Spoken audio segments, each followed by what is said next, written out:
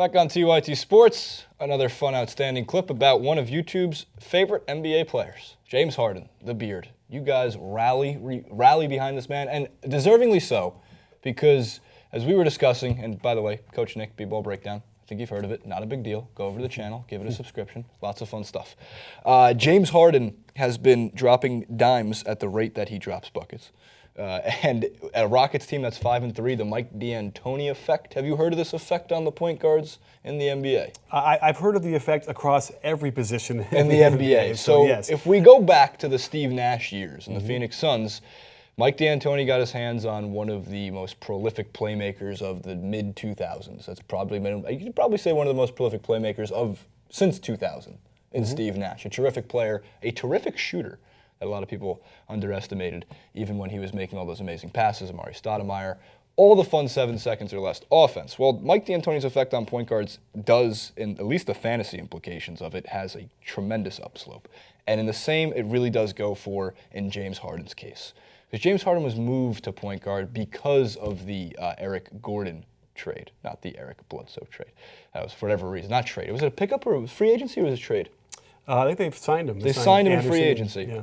So that helped because it had to move James Harden to the point guard. And his numbers are staggering. Standings first. So 5-3, as we pointed out before, 1-0 at home because they've only played one home game. And they get 5 out of the next 7 at home. So that should, one would think, be a plus to be playing in your home court. And let's get to the game log itself. The win over the Spurs was a big win, a big Rockets win. And his shooting percentage has been obviously fantastic throughout. We know he can score. But did we know that this man could drop 17 assists, 15, 15, 12, 15, and 15 in 5 straight games, along with 30 points in or 30 or more points? I think the ESPN statistic they had up on Twitter the other day was there was 7 30-point and 15 assist games all of last season. Harden himself has 4 on the year. So, and by the way, 20 points and 15 assists is a good game on paper. 15 points and 15 assists is a good game on paper.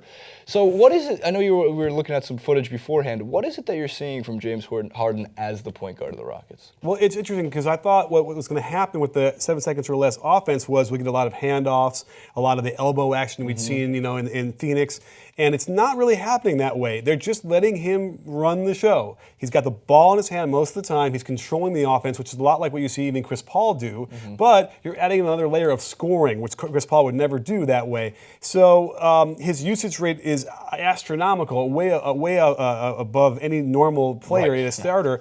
And so I think the other problem you're going to have is that when he goes to the bench, their offense kind of falls apart a bit because they're all running around going like, where is he? Where's James? We need him in here to help us run our offense. So that is usually when the system will help the role players.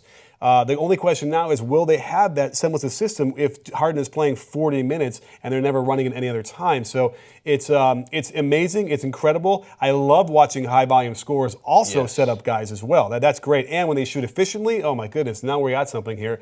And that's exciting. So but he's doing a lot of work, and he hasn't missed hardly any games in his career, so it looks like he should be able to handle that. But certainly that's a concern as well. Right. There's a couple things you can't knock James Harden for. For one, he plays more minutes, I think, save for LeBron James, just because of how far LeBron gets in the playoffs per season than almost any other player in the league. And he's on the floor. He's durable. He doesn't, he doesn't get injured. And that's a rare thing in the NBA because, unfortunately, we've seen the likes of guys like Mike Conley who has trouble staying on the floor, Derrick Rose, and even Chris Paul. Like, these point guards in the league, it's tough. It's a rigorous 82-game season. And we were talking about the back-to-backs as well, which I would think, random tangent, Adam Silver, I know, did a good job of limiting back-to-backs. We hopefully can one day move towards not having back-to-backs, or a very small amount of them in the NBA. But so with James Harden, in this case, you can't knock him for his durability. What I used to knock him for was just a watchability aspect. Nobody likes watching somebody jack their arms out and throw their hands up in the air every single time to get to the free throw line. But for some reason this year, it's a different type of high-volume scoring out of James Harden. Yeah. And I think a lot of it, and I could be wrong on this one from at least the tape, I love what I see from Clint Capela, especially off the pick and roll. And I think that partnership is really showing that, for one, Dwight Howard leaving the Rockets was an actual huge win for the Rockets and a win for the Hawks, which is rare in the NBA, where both sides really came out as better. Absolutely. In fact, as an aside, what the Hawks are doing and how they have Dwight Howard operating in the offense is really a revelation for me. And so that's very exciting. And yes, Capela is turning into that kind of Tyson Chandler guy, rolling the rim and just throw it up there and let him dunk it. It's a real threat. And in fact, these guys going to the basket, mainly Harden, have less pressure to make the shot because they know that Capela is flying in there to dunk it almost as an assist as it is. So that takes a lot of pressure off the shooters, too, when you have a guy active like that. So he's been terrific and a really great way to fit into what they want to do. Yeah, so they've figured something out there with James Harden, as I said, the usage percentage. So it really does, it's a team that if James Harden were to go down, you're looking at a team that's going to give up 115 points a game and really has no other answer. So my only worry when it comes to the Houston Rockets is, again, 5-3. I think they're better than we anticipated. I also think that if they're going to have to keep James Harden healthy and on that court for as much time as possible for any kind of run, he seems like the type of guy that's willing to hold that down. So the question I at least have for our comment section to wrap this up is James Harden the best player in the league at the moment? And save for my argument is LeBron is always the best player in the league at every given moment. I think you can say he's the second best player in the league, and there's an argument for, I guess, there's always an argument. What am I talking about? There's always going to be an argument for every top 5 player. Well, you can argue that he's playing the best of anybody right now. Certainly. There we go. That like seems that. like That seems fair. James Harden's a fan. See, we're not that mean. We like you guys. It's fine.